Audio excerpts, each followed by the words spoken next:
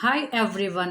Preposition एक ऐसा topic है जो आपके board exam 10th 11th 12th हर एग्ज़ाम में पूछा जाता है और जितने भी एग्ज़ाम होते हैं गवर्नमेंट के उन सब में भी।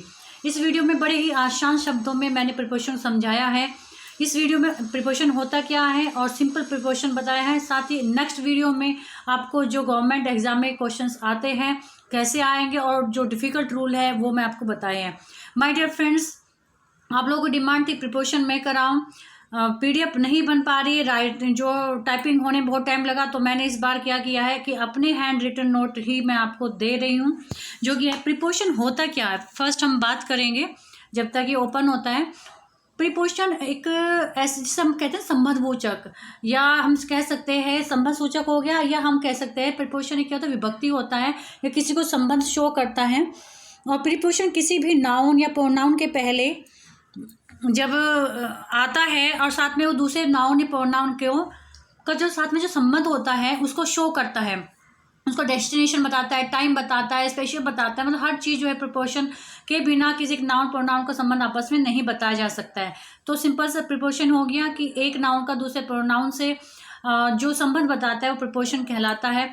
फर्स्ट हम यूज़ करते हैं एट। देखिए एक बात बता दूं मैं, एट बिल्कुल सिंपल है, आपको हर बुक में मिलेंगे प्रिपोजिशन, लेकिन उसके बावजूद भी अगर 5 क्वेश्चन टीजीटी पीजीटी में आते हैं या आपके हाई स्कूल में भी आते हैं, बच्चे मेरे साथ हाई स्कूल और 12th के बच्चे भी जुड़े हुए हैं, उनके लिए भी मैं आपको बता दूं कि यही जो नॉर्मल प्रिपोजिशन है वो आता है, लेकिन आप एग्जाम में गलत करके आते हैं। टीजीटी में 5 क्वेश्चन कम से कम पूछे जाते हैं, लेकिन आप 2 या 3 ही क्वेश्चन सही कर पाते हैं। अब देखेंगे एट का जो यूज़ होता है वो at use before small place, जहाँ छोटी जगह होती है उससे पहले हम क्या करते हैं, एट का प्रयोग करते हैं। जैसे he lives eight Nehru Nagar, तो नेहरू नगर एक कॉलोनी हो गई, तो उससे पहले हमने क्या किया है, यूज एट किया है। पूरी चीज़ आप समझेंगे आगे, और भी एग्जाम्पल है एट और इन हर चीज़ का आगे मैंने आपको नोट करके भी बताया हो। तो पूरी, या तो आप मेरी प्रिपोजिशन वाली वीडियो पूरा देखें, क्योंकि इंग्लिश की ग्रामर में मैं आपको बता दूं बहुत सारे एक्सेप्शन आते हैं, अपवाद आते हैं। आपने आधी अधूरी सुन ली, एग्जाम में दूसरे तरीके से आ गया, तो फिर आप मुझे मत कहिएगा। वीडियो सुने तो पूरी सुने, अदरवाइज यहीं पर छोड़ दीजिए, कोई ज़रूरत नहीं है। तो फर्स्ट ये हो गया कि जो आपका शॉर्ट जगह होती है, छोटे स्मॉल होते हैं, उनसे पहले हम एट प्रिपोजिशन का यूज़ करते हैं कि वो नेहरू नगर में रहती है, या कोई और भी कॉलोनी जो होती है उसका नाम ले सकते हैं। यूज बिफोर टाइमिंग वर्ड, एक जो एट है हम उनका प्रयोग जो टाइमिंग वर्ड होते हैं, जो टाइम को शो करते हैं, जैसे कि एट नाइट, नाइट होगा टाइम को शो करता है तो एट हो गया। एट डान, डान का जो समय होता है ना वो सुबह का टाइम होता है, जैसे कि सूरज के निकलने से पहले जब लालिमा छाए रहती है तब वो डान होता है। एट डे ब्रेक, ये भी मॉर्निंग के लिए यूज़ किया जाता है। एट नून, दोपहर के लिए। एट डस्क, शाम के लिए। एट ट्विलाइट, तो ये जो वर्ड है सारे टाइमिंग को शो करते हैं, तो उनसे पहले आप in night, in dawn, in daybreak नहीं करोगे, यहाँ पर हम एट का यूज़ करते हैं। तो चीज़ समझ में आ गई। 2 रूल हो गए, छोटे प्लेस से पहले और टाइमिंग वर्ड से पहले। नेक्स्ट रूल है यूज़ प्राइस रेट स्पीड, यानी हम जहाँ इनका यूज़ करते हैं, अगर प्राइस बताते हैं, किसी का मूल्य बताना है, रेट बताना है या स्पीड बताना है, तब भी हम एट का यूज़ करते हैं। जैसे मिल्क सोल्ड एट 20 रुपीज़ पर लीटर, तो यहाँ पर लीटर क्या बताया है आपको, रेट बताया है, तो यहाँ पर हम इन 20 नहीं बोलेंगे या ऑन 20 नहीं बोलेंगे, यहाँ पर एट लगाएंगे, क्योंकि वो प्राइस बता रहा है, रेट बता रहा है। जैसे अगर नेक्स्ट क्वेश्चन देखेंगे, they purchase this book at ₹100, तो क्या है उन्होंने क्या किया, परचेज खरीदा, उनका रेट बता दिया उसको कि 100 रुपीज़ में बुक खरीदी है उन्होंने। The car is running at 80 kilometre per hour, तो यहाँ क्या बताइए, स्पीड बताइए एट, तो यहाँ पर एट का यूज़ हो गया। तो आपके 4 रूल हो गए कि आपका छोटे प्लेस पर लगता है, अगर प्राइस बताना है, रेट बताना है या स्पीड बताना है, उनसे आप पहले एट लगाएंगे। देखिए रटने के जो फर्स्ट टाइम प्रिपोजिशन को पढ़ रहे होंगे उनके लिए लगेंगे बहुत सारे रूल हैं, लेकिन जब हम उन्हें सेंटेंस में यूज़ करते हैं तो बहुत सारी चीज़ें आपको ऑटोमेटिक क्लियर होती चली जाती हैं। बिग प्लेस, अगर हम बात करते हैं इन, अब इट और इन दोनों देखेंगे, इन का यूज़ जो होता है दोनों में डिफरेंस भी मैंने नीचे बताया हुआ है। इन जो है बिग प्लेस से पहले यूज़ होता है, जैसे he lives in Dehradun, Dehradun क्या है, उत्तराखंड का एक बड़ा सिटी है, तो हम उनसे पहले इन लगाएंगे। तो जैसे कि हमने एक कॉलोनी से पहले क्या लगाया था, एट लगाया था, जो बड़े जगह है वहाँ क्या करेंगे, इन का प्रयोग करेंगे। लेकिन इसके एक्सेप्शन केस नीचे दिए हैं, ध्यान से उसे भी सुनेंगे आप। पीरियड ऑफ टाइम, पीरियड, जहाँ पीरियड होगा टाइम का, ध्यान दीजिएगा। जैसे कि यहाँ मैंने क्या बताया था आपको, यहाँ मैंने टाइमिंग जो वर्ड शो करते हैं उनके लिए है, ये टी है भाई, कभी आप ध्यान रखें, टाइमिंग कर्सिव राइटिंग में लिख दिया था मैंने। चलिए, अब हमारी राइटिंग बड़ी खिचड़ी हो गई है, कुछ कर्सिव में कुछ सिंपल वर्ड में। तो यहाँ पर क्या है, जो टाइम को पीरियड बताएं, इन a week. In a week का मतलब क्या होता है कि पूरे एक सप्ताह में, इन जनवरी यानी पूरी जनवरी यानी 1 तारीख से लेकर 31 तक, इन दिस सीजन, जिस जो भी सीजन चल रहा है, रेनी सीजन चल रहा है तो रेनी सीजन में, in spring in 2022, in the 18th century, in the Victorian age, यानी कोई भी एज या पीरियड होता है उसमें भी क्या बताया जाता है, आपका इन होता है। तो बड़े प्लेस से पहले, और पीरियड ऑफ टाइम जो होता है, पीरियड जानते हो ना, एक टाइम शो करता है किसी टाइम, पीरियड होता है एक लंबे जो ड्यूरेशन होता है, उसमें हम पीरियड का यूज़ करते हैं। अब जो एज होती है, एज को डिफाइन करने के लिए भी हम इनका यूज़ करते हैं, ही इज़ इन ओल्ड एज। और परमानेंट अगर वर्क है किसी का, I am in army, I am in teaching field, तो जो परमानेंट वर्क होता है वहाँ हम क्या यूज़ करते हैं, इन का प्रयोग करते हैं। अब हम यहाँ नोट का बढ़ाते हैं, ये बहुत इंपॉर्टेंट है, बच्चे यहाँ पर बहुत गलतियाँ करके आते हैं। यानी एट और इन का यूज़ नॉर्मली सभी जानते हैं, सभी बुक्स में आपको मिल जाएगा, लेकिन जो चीज़ मैं अब आपको कराने जा रही हूँ वो आपको जनरली बुक में नहीं मिलती है। बात करते हैं, ही लिव्स इन विलेज, तो वो विलेज में रहता है। अब देखो, आप ये सोचोगे मैंने तो ये बताया कि छोटी जगह से पहले एट लगाता है, क्योंकि विलेज भी छोटी जगह होती है। अब वो कहते हैं गाँव में रहता है, लेकिन अगर वो गाँव का नाम आ जाएगी, ही लिव्स एट भट्टा पारसोल, तो भट्टा पारसोल पहले आप एट का यूज़ करोगे। गाँव हो गया, नाम होगा छोटा होगा तो एट यूज़ करेंगे। लेकिन अगर गाँव आ गया तो गाँव में आप क्या करेंगे, इन city, in village, in room भी तो आते हैं, रूम तो भी छोटा होता है ना, तो क्या है वो जगह होगी विलेज, एक पर्टिकुलर जगह होगी, लेकिन जब उसका नाम आता है भट्टा पारसोल, यहाँ पर विलेज लिख लेंगे, VILLAGE।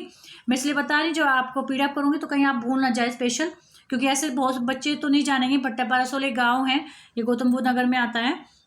He lives at Bulandshahr in UP.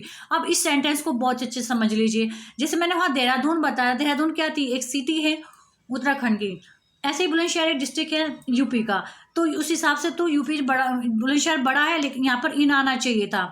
अगर मैं खाली यहाँ पर इतना कर दूँ कि ही लिव्स एट बुलंदशहर, बस यहाँ तक सेंटेंस कर दिया, तो ये आप गलत हो जाएगा, आप यहाँ इन बुलंदशहर करेंगे। बट आपको क्या करना है, अगर यहाँ पर यूपी क्या है, बुलंदशहर से बड़ा है, जब बुलंदशहर से बड़ा है तो यहाँ यूपी से पहले इन और यहाँ पर ऐड करेंगे। साथ ही साथ मैं आपको एग्जांपल दे दूँगा, क्वेश्चन ऐसे आ जाए कि he lives at UP in India, तो क्या होगा, अब यूपी जो है इंडिया से छोटा होगा, तो यहाँ पर अगर बुलंदशहर की जगह हम यूपी कर दे और यूपी की जगह इंडिया कर दे, तो यहाँ क्या होगा, यहाँ ऐड होगा और यहाँ पर इन होगा। चीज़ क्लियर हो गई होगी, समझ में आ गया होगा कि अगर छोटा और बड़ा प्लेस एक साथ दिया हुआ है तो छोटे से पहले ऐड और बड़े से पहले इन लगाएंगे, लेकिन अलग जगह वो चीज़ अलग दिखाई देगी, क्योंकि अगर बुलंदशहर हम डिस्ट्रिक्ट है, अगर हम इसको अलग से लगाएंगे तो इन लगाएंगे, लेकिन यहाँ पर क्या करेंगे, ऐड लगा हुआ है। और आगे देखेंगे, मोस्ट इंपॉर्टेंट रूल है, बच्चे यहाँ सबसे ज़्यादा गलतियाँ करते हैं। The train arrived at Mumbai. अब बच्चे क्या करते हैं कि अच्छा मुंबई को, सिटी को देखा नहीं, और यहाँ पर जैसे हमारे एग्जाम में क्या एरर आती है, दो तरह से प्रीपोजिशन पूछे जाते हैं। एक तो आपको फिल इन द ब्लैंक्स, यहाँ पर खाली जगह छोड़ देंगे, 4 ऑप्शन दे देंगे, एट, इन और ऑन, जो भी होगा। तो बच्चे यहाँ देखेंगे मुंबई अच्छा बड़ी सिटी है, बड़ा शहर है, तो यहाँ पर इन लगा देते हैं। लेकिन my dear friends, my dear बच्चों, मैं आपको बिल्कुल क्लियर बता दूँ, यहाँ पर जो ट्रेन है वो मुंबई नहीं आती, मुंबई स्टेशन पर आती है। कुछ चीज़ें ना अंडरस्टूड होती है, तो यहाँ पर क्या है, the train arrive at Mumbai, तो मुंबई पहुँच गई, तो यहाँ पर क्या है, वो मुंबई स्टेशन की बात हो रही है, ना कि मुंबई शहर की बात हो रही है, तो इसलिए हम यहाँ पर एट यूज़ करेंगे। कई बार एग्जाम में कैसा होता है कि द ट्रेन, और ऐसे एरर आती है द ट्रेन, वो क्या करेंगे, यहाँ पर ऑप्शन होगा तो ए, अगर यहाँ पर एरर है तो बी, और यहाँ पर एरर है तो सी, इस तरह से आपको भरने के लिए आता है। तो वहाँ पर अगर ऐड की जगह इन दे रहे हो तो आप नो एरर कराओगे, अगर ऐड दे रहे हो तो आप एरर वाला हिस्सा ऐड कराओगे, जो कि गलत हो जाएगा। अब बात करते हैं, I landed at Delhi due to some reason. अब यहाँ क्या है, अब वो भी सेम कंडीशन यहाँ पर आ गई, एट लिखा हुआ पेन से 2 बार हो गई। I landed at Delhi due to some reason, कुछ कारण से मैंने दिल्ली में जो है लैंडेड किया, यानी वो एरोप्लेन से आ रहा था, दोस्तों वहाँ रुकना पड़ा। तो दिल्ली यहाँ सिटी की बात नहीं हो, दिल्ली एयरपोर्ट की बात हो रही है, तो मतलब पर्टिकुलर एक छोटी जगह की बात होती है तो हम एट का यूज़ करते हैं। जैसे एक और एग्जांपल देखेंगे, on my way to Agra, Agra जाते हुए I shall stay at Meerut, मतलब आगरा जाते हुए जो मैं मेरठ रुका। तो जब हम रास्ते की बात करते हैं तो मेरठ पर्टिकुलर एक सिटी की बात नहीं आ रही, तो मतलब मेरठ किसी भी एक छोटी जगह तो रुकेगा ना जाकर वो, तो वहाँ बड़े शहर की बात नहीं हो रही, तो यहाँ पर ऐड करेंगे हम। आई थिंक अब आपको अच्छे से क्लियर हो गया होगा कि एट और इन का प्रयोग दोनों में डिफरेंस बता दिया मैंने, दोनों का एक साथ यूज़ बता दिया है और एग्जाम में इस तरह से आता है। अगर चीज़ समझ में नहीं आ रही तो वीडियो को पॉज करके अगेन आप देख सकते हैं। तब भी कोई प्रॉब्लम आती है मुझे आप कमेंट बॉक्स में कमेंट कर सकते हो। और ये वीडियो सभी के लिए है, मेरे जो 10th और 12th के स्टूडेंट हैं उनके लिए भी, और साथ ही जो मेरे टीजीटी और पीजीटी के पीयर स्टूडेंट हैं उनके लिए तो ये बिल्कुल स्पेशली कुछ स्टूडेंट्स की डिमांड पर मैंने बनाई है। अब बात करते हैं इन और इनटू। देखिए मैंने यहाँ पर दिया भी है, इन क्या होता है किसी भी कन्फाइंड प्लेस में जो अंदर बिल्कुल स्थिर अवस्था में होता है, और इनटू क्या होता है गतिमान स्थिति होती है, जाते हुए, चाहे आप कमरे में जा रहे हो, कुएं में गिर रहे हो, कहीं भी कर रहे हो, मतलब गतिमान स्थिति जहाँ में, इनका मतलब होता है में, तो जहाँ गतिमान स्थिति है वहाँ आप इनटू करेंगे, और जहाँ वो स्थिर अवस्था में है वहाँ इनका यूज़ करेंगे। जैसे देखिए they jumped into the river, तो रिवर क्या है, जब वे कूदे रिवर में, तो आप ध्यान दीजिए जैसे मान लीजिए रिवर है, और जो कोई भी इंसान कूदेगा तो वो क्या है, गतिमान स्थिति है ना, ड्राइविंग हो रही है, तो इसलिए वो इन टू का प्रयोग करेंगे, खाली इन द रिवर नहीं करेंगे। ट्रांसलेट इन टू इंग्लिश, तो मूविंग स्थिति है, जो है हिंदी से इंग्लिश में ट्रांसलेट हो रहा है, मतलब कहीं भी ट्रांसलेट हो रहा है, translate into English. Milk turned into curd, milk जो है कर्ड में बदल गया, तो यहाँ भी इन नहीं करेंगे क्योंकि गतिमान स्थिति है। Water turns into ice, तो यहाँ भी वही चीज़ है, तो जहाँ गतिमान स्थिति होती है वहाँ इन टू का प्रयोग करते हैं स्थिर अवस्था में। जैसे हम बात करें कि वो रूम में है तो हम करेंगे he is in the room या he is in the classroom, तो वो जहाँ बैठा हुआ है तो वो स्थिर अवस्था में इन, और अगर एंटरिंग स्तर कर रहा है तो इन टू का यूज़ करेंगे। अब जैसे ना इनटू जहाँ लगता है उसका मीनिंग भी चेंज हो जाता है। जैसे ब्रेक है, वर्ड है ब्रेक होता है तोड़ना, इनटू लग जाएगा तो इसका मतलब होता है ज़बरदस्ती प्रवेश करना, यानी टू एंटर फोर्सिबली। तो ये फ्रेज जो है 10th 12th की क्लास एग्जाम में भी आते हैं और साथ ही आपके टीजीटी में भी पूछा जाता है। ब्रेक इनटू का मतलब हो गया टू एंटर फोर्सफुली, वहाँ हिंदी में नहीं आता, पहले मैं हिंदी में लिख रही थी लेकिन फिर ध्यान है कि आपको तो इंग्लिश में आएगा। ईट इंटू का मतलब होता है ईट मैंने खाना, इंटू मैंने, तो इसी से आप कर सकते हो। ब्रेक मैंने तोड़ना होता है ना, तो जबरदस्ती प्रयोग करना, जैसे कूमल लगा देते हैं ना, कहते हैं the thief enter the room by forcefully, अगर वैसे नॉर्मली हम कहेंगे, लेकिन ब्रेक इनटू कर देंगे कूमा लगा के जबरदस्ती आगे। ईट इनटू होता है डैमेज समथिंग, किसी भी चीज़ को बिल्कुल ख़त्म कर देना, समाप्त कर देना। Look into investigate something, look into का मतलब होता है कि जब हम किसी चीज़ को इन्वेस्ट कर रहे हैं, जांच कर रहे हैं, तब होता है। टर्न इनटू का मतलब होता है ट्रांसफॉर्म समथिंग, किसी चीज़ को ट्रांसफॉर्म करना, उसका रूप बदलना, टर्न इनटू होता है। लेट इनटू का मतलब होता है टू अलाउ समवन, किसी व्यक्ति को अलाउ करना। सी इनटू एक्सप्लोर, बढ़ाना, इंक्वायर करना, रिसर्च करना, सी इनटू का भी ये मतलब हो गया आपका। तो आई थिंक ये चीज़ आपको क्लियर हो गई होगी। ये जो मैंने आपको फ्रेज दी है इंपॉर्टेंट है, इसलिए मैंने यहाँ पर इनटू से रिलेटेड लिख लिए थे। इन और विद इन, अब इससे पहले मैंने आपको इन और इनटू का बताया था, अब मैं बता रही हूँ इन और विद इन। इन का मतलब होता है निर्धारित समय तक कार्य पूरा करना, कोई भी समय दे दिया उस समय तक कार्य पूरा करना। और विद इन होता है जो निर्धारित समय उससे पहले ही काम करना। एग्जाम्पल देखिए, they will complete his work in a week, मतलब कि दे विल कंप्लीट, तो वो एक वीक दे दिया, कोई भी समय कि एक वीक, जैसा मंडे स्टार्ट हुआ तो मंडे तक वो कंप्लीट कर लेंगे। बट यहाँ क्या दिया, they will complete his work within a week. Within a week का क्या मतलब है, जैसे हमने कहा भाई एक वीक में काम खत्म कर देंगे, इट मीन्स आज मंडे है सपोज करो, तो मंडे से पहले पहले कोई भी हो सकता है, वो कल खत्म हो जाए, हो सकता है 2 दिन में खत्म हो जाए। तो विद इन क्या मतलब होगा, एक वीक से पहले काम खत्म हो जाएगा। और इन होता है कि आपको जो समय दिया है उसी के अंदर खत्म होगा। नेक्स्ट रूल की बात करते हैं, ओ एफ और ओ डबल एफ दोनों ऑफ है, इनका कहाँ कहाँ यूज़ होता है। तो फर्स्ट हम ऑफ की बात करते हैं क्वालिटी के लिए। क्वालिटी क्या होता है, जब किसी व्यक्ति की क्वालिटी बताई जाती है हम वहाँ ऑफ का यूज़ करते हैं। Our principal is a man of principle, ध्यान दीजिएगा यहाँ पी एल है, यहाँ पी एल ई है, तो प्रिंसिपल क्या हो गया, प्रधानाचार्य, और प्रिंसिपल क्या हो गया,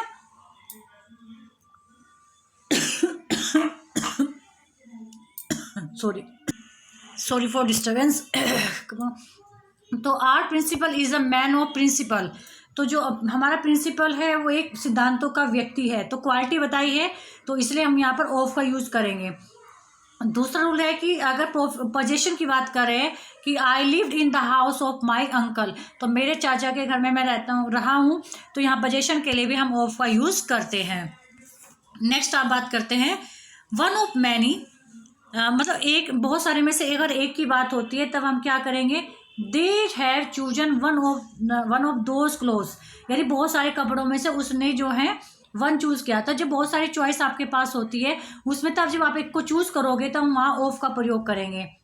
जैसे mister Naveen is one of my friends, तो जैसे बहुत सारे फ्रेंड्स में से एक नवीन जो है मेरे एक friend, mister Naveen is one of, एक है माई फ्रेंड्स, मेरे दोस्तों में से एक मिस्टर नवीन है, यानी मेरे बहुत सारे दोस्त हैं और मैं एक दो बता भाई नवीन भी मेरे एक दोस्तों में से एक है। नेक्स्ट है पॉइंट ऑफ रेफरेंस, जब हम किसी को रेफरेंस देते हैं किसी चीज़ का तब भी हम वहाँ ऑफ का यूज़ करते हैं। जैसे Menka is blind of one eye, तो हमने उसको रेफरेंस दिया कि हमारी जो मेनका जो है वो एक आंख से अंधी है।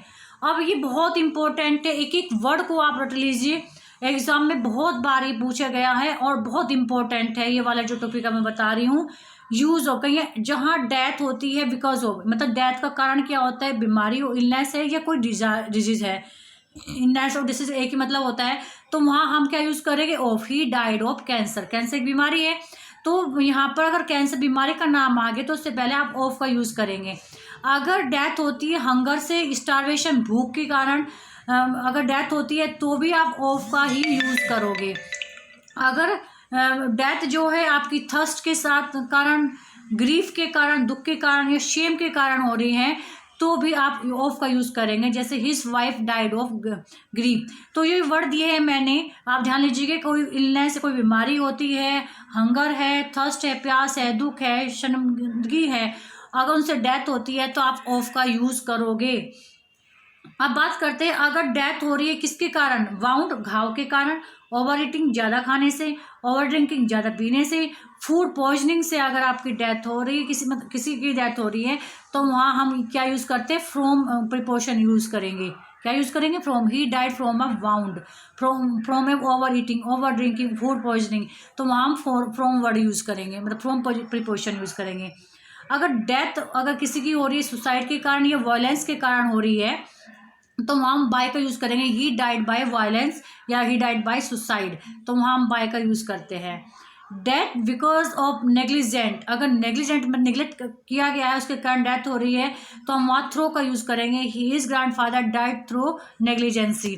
तो माय डियर फ्रेंड ये आपकी डेथ वाले हैं, बिल्कुल माइनर से वर्ड है, किसके कारण आ रहा है आपको ये रटना ही पड़ेगा। इसको कोई ऐसे स्पेशल रूल नहीं है कि सब पे अप्लाई हो जाएगा।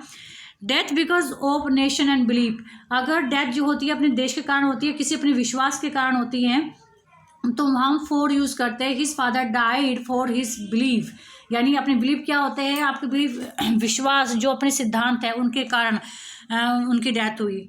Death because of battle field या बैड, ये तो किसी के बिस्तर में डेथ हो गई या बैटल फील्ड युद्ध के मैदान में हो गई तो वहाँ हम इनका यूज़ करेंगे।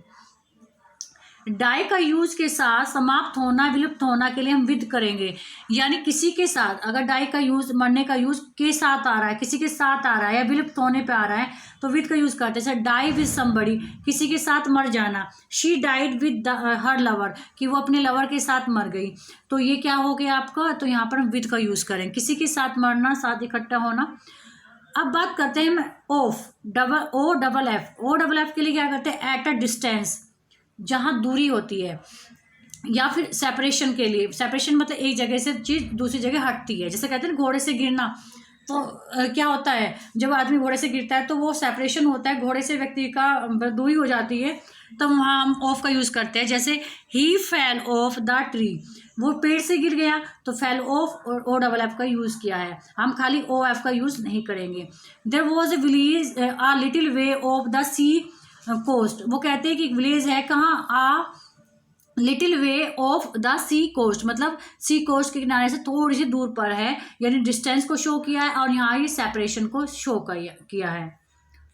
अब बात करते हैं फ्रॉम और ऑफ का यूज। फ्रॉम कहाँ यूज़ करते हैं और ऑफ कहाँ यूज़ करते हैं। तो ऑफ जो है फिजिकल चेंजेस के लिए यूज़ करते हैं। जैसे आपने जो साइंस के बच्चे अच्छे समझ जाएंगे, दो तरह के चेंजेस होते हैं ना, एक फिजिकल चेंजेस होता है और केमिकल चेंज होता है। फिजिकल चेंज में क्या होता है कि जो चीज़ है वो आपको दिखाई देती है। जैसे लकड़ी है, लकड़ी से आप कुर्सी बनाओ, है ना, तो आपको दिख रहा है ना, मतलब उसका भौतिक परिवर्तन, उसका रूप बदल गया, लेकिन आपको दिख तो रही कि वो लकड़ी की है।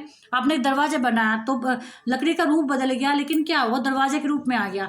लेकिन केमिकल चेंजेस वो चेंजेस होते हैं जो आपको दिखाई नहीं देते। जैसे हम दूध से दही बनाते हैं, तो दूध अलग चीज़ होती है, लिक्विड फॉर्म में होता है, और कड़ थोड़ी सी टाइट कड़ लिक्विड में होता है। या फिर हम खोया बनाते हैं, तो जो चीज़ केमिकल चेंजेस वे चेंजेस होता है, जो उसका स्वरूप ही बदल जाता है, उसको ओरिजिनल चीज़ भी नहीं दिखाई देती। तो this ring is made of gold.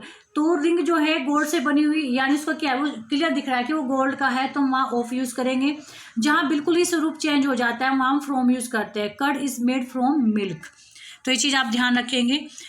Bye और विद, बाय का यूज तक के लिए होता है। जैसे by the end of this month, हम कहते हैं ना कि आप इस अंत तक आप अपना काम कंप्लीट कर लेंगे। जैसे 12th के हाफ ईयरली के एग्जाम जो है 9 अक्टूबर के लास्ट वीक तक कंप्लीट हो जाने चाहिए।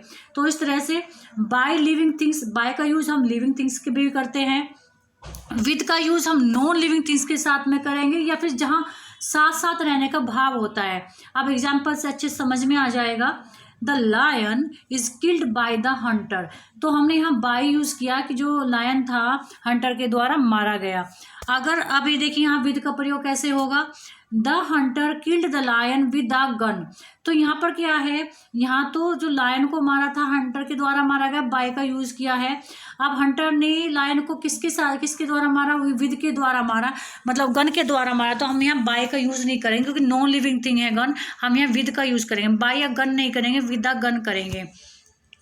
अब I was playing with my friends, जहाँ साथ का भाव आता है कि मैं अपने दोस्तों के साथ खेल रहा था, तो यहाँ हम विद का यूज़ करेंगे।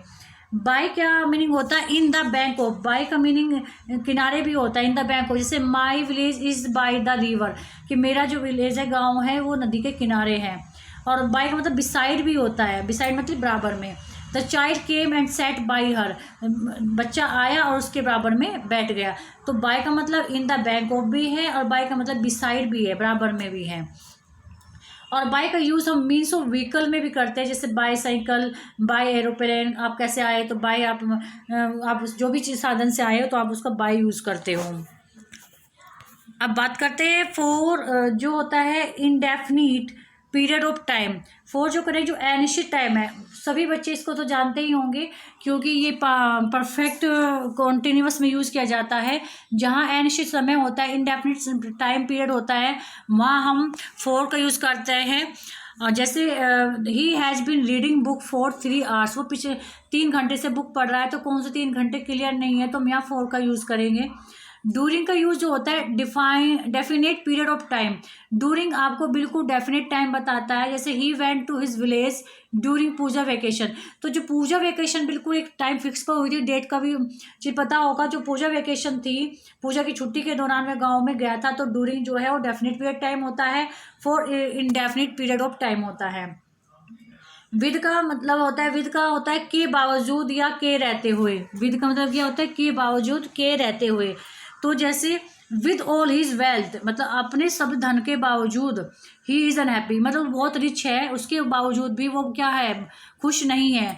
With all his bad habits, मतलब अपनी सभी बैड हैबिट्स के कारण क्या है वो, he is a good man. आप कहते नहीं यार उसमें बहुत कमियां है, वो ऐसा है, वो ऐसा है, पर है बहुत बढ़िया आदमी, वो मदद सबकी करता है। यानी उसमें बहुत सारी बैड हैबिट्स तो है, उसके बावजूद बहुत अच्छा इंसान है। तो के बावजूद या के रहते हुए जो वर्ड यूज़ करते हो ना, तो वहाँ हम विद का यूज़ करते हैं। मैनर के लिए भी हम विद का यूज़ करते हैं। मैनर आप सभी जानते हो ना, जो आपके तौर तरीके होते हैं। The soldier fort with courage, तो जो सोल्जर है वो साहस के साथ लड़ा, उसका मैनर एक तरीका, सोल्जर का जो तौर तरीका होता है वो साहसी होता है, तो हम विद का यूज़ करेंगे। अफर्मेशन, अफर्मेशन क्या होता है, जब हम किसी को स्वीकार करते हैं अफर्मेटिव की तरह से। I was agreed with her for job, तो आई वॉज एग्रीड, एग्रीड था मैं सहमत हूँ, तो अफर्मेशन का मतलब तो होता ही सहमत होना, with her for job. Quality या फीचर्स बताने के लिए भी हम विद का यूज़ करते हैं। जैसे a girl with big blue eyes reads in his class, तो अ गर्ल क्या है, with big eyes, blue eyes, तो नीली आंखों वाली, बड़ी नीली आंखों वाली लड़की जो है क्लास में पढ़ती है। अब दो वर्ड है यहाँ पर, बिसाइड्स और दूसरा है आपका एक्सेप्ट। तो बिसाइड्स जो यूज़ किया जाता है वो एडिशन यानी बढ़ाने के रूप में होता है, और एक्सेप्ट मतलब इसका भी मतलब एक तरह अतिरिक्त ही होता है, इसका मतलब ये अतिरिक्त होता है। बट बिसाइड यहाँ जब किसी चीज़ को ऐड करते हैं, जोड़ते हैं, और इस एक्सेप्ट का मतलब क्या होता है, सिवाय कि इसके माइनस के रूप में होता है। एग्जाम्पल देखेंगे, besides a shirt you have bought a jeans, मतलब क्या है, तुमने एक शर्ट के अलावा एक जीन्स और खरीदी, तो दो हो गए ना, एक एक्स्ट्रा हो गए ना, एडिशन हो गए।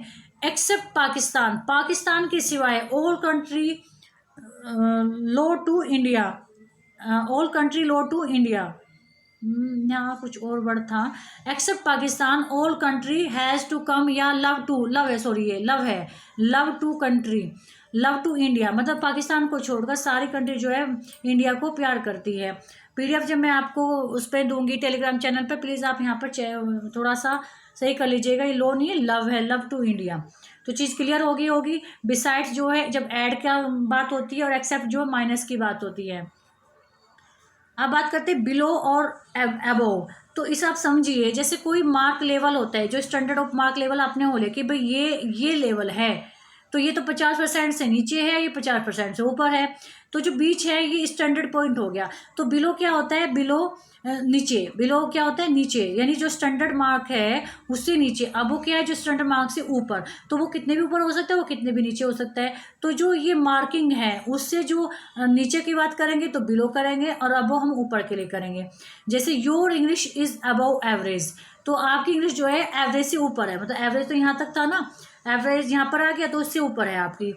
फिर the river is flowing below the danger level, जो रिवर है वो डेंजर लेवल के नीचे बह रही है। तो डेंजर लेवल सपोज को ये वाला है, तो वो इससे नीचे बह रही है, तो वो ऊपर नहीं नीचे बह रही है, तो यहाँ पर हम बिलो यूज़ करेंगे। मोर देन क्वांटिटी, जब ज़्यादा क्वांटिटी की बात करते हैं कि देर आर अबव 50 स्टूडेंट्स, कि कम से कम कहते हैं 50 से ऊपर बच्चे हैं, तब भी हम अबव का यूज़ करते हैं। अब इन चार चीज़ों को आप समझेंगे, मैंने यहाँ पर दिया है ऑन, अपॉन, ओवर, अंडर। देखिए जब कोई चीज़ यहाँ है, टेबल है और बिल्कुल इसी से मिलती हुई रखी हुई है, इसी के ऊपर रखी है, तो ऑन होता है। और ये कोई चीज़ यहाँ रखी है, सब टेबल है, और यहाँ से आती हुई इसके ऊपर आकर गिरती है, बॉल है कोई, ये बॉल यहाँ पर रखी हुई है और यहाँ से गिर रही है, तो उसके लिए हम अपॉन का यूज़ करेंगे। अब जो कुछ भी है, जो ऐसी चीज़ बॉल यहाँ लटकी हुई है, इसके ऊपर है लेकिन इससे टच नहीं है, तब हम ओवर का यूज़ करते हैं। और जो ये टेबल है, टेबल के नीचे कोई चीज़ रखी है तो उसे हम अंडर बोलेंगे। तो ऑन, अपॉन, ओवर और अंडर। एग्जाम्पल देखेंगे, आई थिंक समझ में आ गया होगा। जो जो मैंने निशान लगाया उसका मतलब गतिमान स्थिति, जैसे इनटू था ना, इनटू की स्थिति बताई थी, वो अंदर जाता है और ये ऊपर गिरता है। ओवर जो है ये लटकी हुई इस कंडीशन में होता है, मतलब टच नहीं होता आपस में इनका। अंडर जो है इसके नीचे होता है। The radio is on the table, मतलब जैसे मैंने बोल बताया, अगर मैं कह दूँ ऑन द टेबल, तो रेडियो जो है, चेयर है, बुक है, जो भी है इसके ऊपर रखी है, तो जो बिल्कुल टच हो रही है, कंडीशन टच होती है, तब ऑन का यूज़ करेंगे। The dog jump upon the rat, तो जैसे सपोज रैट है और डॉग बिल्कुल झपट्टा मारता है, झपट्टा मार के आता है उसके ऊपर आता है, झपट्टा मारते हैं, तो अपॉन यूज़ करेंगे। अब बात करते हैं the fan is over head, fan क्या है, ओवर, आर हेड, हमारे सिर के ऊपर है। भाई हम यहाँ बैठे हुए हैं तो जाहिर सी बात है फैन तो यहाँ पर होता है ना, बिल्कुल हमारे ना टच करता है ना ऊपर है, तो वहाँ ओवर का यूज़ करते हैं। The dog is sitting under the table, अब टेबल के नीचे बैठा हुआ है तो वहाँ अंडर का यूज़ करेंगे। अब ओवर का मतलब समाप्त होना भी होता है। The college is over at 4 PM, college जो है 4 बजे समाप्त होता है, तो वहाँ ओवर का यूज़ करते हैं। आर पार के लिए भी हम ओवर का यूज़ करते हैं। There is a bridge over the river, river के ऊपर है। और हम एक्रोस भी यूज़ करते हैं, एक्रोस का मतलब आर पार, ठीक है ना। रिवर में क्या ऊपर हो गया, आप जिस ब्रिज के ऊपर आप आ जा सकते हो, लेकिन एक्रोस उसके ऊपर को इस तरह से आ जाता है, ये नदी बह रही है तो एक्रोस द रिवर। तो ये माय डियर फ्रेंड 9th उसके पे चल रहा है आपका। बात करते हैं बिटवीन और अमंग। बिटवीन जो यूज़ किया जाता है, बिटवीन का मतलब तो बीच में, और अमंग का मतलब भी होता है बीच में। जब दो व्यक्तियों के बीच की बात होती है तो हम बिटवीन यूज़ करते हैं। 10th और 12th के लिए बहुत इंपॉर्टेंट है। और जब दो से अधिक के लिए बात करते हैं तब हम अमंग का यूज़ करते हैं। जैसे contact us between 7 and 7 AM and 7 PM कि हमसे आप जो है सुबह 7 बजे से शाम के 7 बजे तक बीच में क्या है कांटेक्ट कर सकते हो। तो दो चीज़ होगी, contact us between 7 AM to 7 PM, तो ये गलत हो जाएगा। यहाँ पर क्या है बिटवीन नहीं आएगा, बिटवीन क्या है 7 एंड यहाँ 2 आएगा, ठीक है। अगर यहाँ 2 आए, अगर यहाँ पर 2 हो गया, आपने 2 लिख दिया और यहाँ बिटवीन है तो गलत हो जाएगा। यहाँ बिटवीन 7 सुबह 7 बजे के और शाम के 7 बजे के बीच में। There is the friendship between him and her, एक फ्रेंडशिप है किसके बीच में, दो के बीच में, हिम एंड हर। एक ध्यान रखें बिटवीन के बाद अब जो है आपका ऑब्जेक्टिव केस आता है, सब्जेक्टिव केस नहीं आता, ही और शी नहीं आएगा। जैसे यहाँ अगला एग्जाम्पल मैं करके दिया हुआ है, ये गलत होता है, एग्जाम में आती है, बहुत बड़ी मिस्टेक हो जाती है। Contact us from 7 AM to 7 PM, देखिए यहाँ पर मैंने गलत बताया था ना, क्योंकि यहाँ पे बिटवीन आया हुआ है।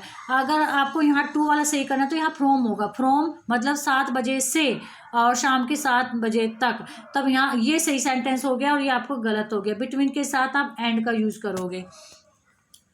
No use of each every after between, between के बाद, ये आप टीजीटी पीजीटी के लिए बहुत इंपॉर्टेंट है कि ईच एवरी और आफ्टर, मतलब कोई भी यूज़ आपको ईच एवरी नहीं करना है बिटवीन के बाद। जैसे that batsman blew a whistle between each ball, भाई प्रत्येक बॉल के बीच में, ऐसा थोड़ा होता है, दो के बीच में संबंध बताता है बिटवीन, तो यहाँ गलत हो गया। The batsman blew a whistle between the balls, तो बिटवीन द बॉल के तो बीच में आ जाएगा, लेकिन ईच नहीं लगाओगे। ईच का मतलब प्रत्येक बॉल के बीच में, तो प्रत्येक कह दिया फिर बीच भी कह रहा है, तो बॉल के बीच में करा है, तो यहाँ ईच नहीं करेंगे। But between plus each and every, between है और उसके बाद आप ईच और एवरी दोनों में से कोई कर सकते हो, लेकिन उसके बाद सिंगुलर नाउन आएगा और फिर द नेक्स्ट भी लिखा आएगा। जैसे there is a good relation between each boy and the next, तो यहाँ दो व्यक्ति, आपको बताया ही है, बिटवीन दो के बीच में रिलेशन को शो करता है। तो यहाँ पर क्या है, ईच बॉय प्रत्येक बॉय में, मतलब एक हर एक बॉय और उसका अगला बॉय, उन दो के बीच में गुड रिलेशन है। भाई सपोज करो ये वाला है, तो उन्होंने कहा कि ईच बॉय, तो ईच बॉय ये वाला और इससे अगले वाले, इनके बीच में बहुत अच्छी बॉन्डिंग है। फिर ये वाला और ये वाला, ईच बॉय और फिर इसके बीच में बॉन्डिंग, तो ये आपका सही हो जाएगा। डिफरेंस के बाद बिटवीन का यूज होता है। What are the differences between oxen and bulls, कि ऑक्सन और बुल्स के बीच में क्या अंतर है, तो वहाँ हम बिटवीन का यूज़ करेंगे, अमंग का यूज़ नहीं करेंगे। अब बात करते हैं बिसाइड्स। बिसाइड्स जो होता है ये तो मैं आपको करा चुकी हूँ। बिसाइड्स का मतलब एडिशन और एक्सेप्ट का मतलब माइनस, वही है beside shirt you have bought at jeans. पता नहीं ये दोबारा मैंने कैसे लिख दिया। चलो अब देखते हैं अराउंड और राउंड। तो अराउंड क्या होता है, जो बाहर से चारों ओर होता है, यहाँ वहाँ, मतलब ये वाला वो है कोई फील्ड, तो आप बाहर से चारों ओर कर रहे हैं। और राउंड क्या होता है, जो चारों ओर वृत्ताकार होता है जो, ठीक है, आप यहाँ वहाँ भी जा रहे हो अराउंड में, भाई इसके यहाँ भी जा रहे हो वहाँ जा रहे हो, तो क्या तुम चारों तरफ चक्कर क्यों काट रहे हो ना, इस तरह से बोल देते हैं। लेकिन जो राउंड होगा वो वृत्ताकार में ही होगा, और ये अराउंड ये कहीं भी हो सकता है। जैसे stop walking around and start some work, तो कह रहे हैं कि इधर उधर जो है, मतलब अराउंड का मतलब इधर उधर भी होता है कि इधर उधर आप अपनी वॉकिंग बंद करो और क्या करो, कुछ काम स्टार्ट कर दो। They are sitting around the garden, तो क्या है, वो गार्डन के चारों तरफ बैठे हुए हैं। They were sitting round the dining table, देखो अब राउंड टेबल क्या होती है, आपकी जो डाइनिंग टेबल होती है उनके जब चारों तरफ बैठते हैं तो हम राउंड का यूज़ करते हैं। The earth moves round the sun, तो अर्थ जो है वो सन के चारों तरफ घूमती हैं, तो वहाँ के लिए जो इम्पोर्टेंट रूल्स है वो अगली वीडियो में आपको बताऊंगे। अगर वीडियो आपको पसंद आई है तो वीडियो को लाइक और शेयर करना ना भूलें, साथ ही इसकी PDF आपको टेलीग्राम चैनल पर मिल जाएगी।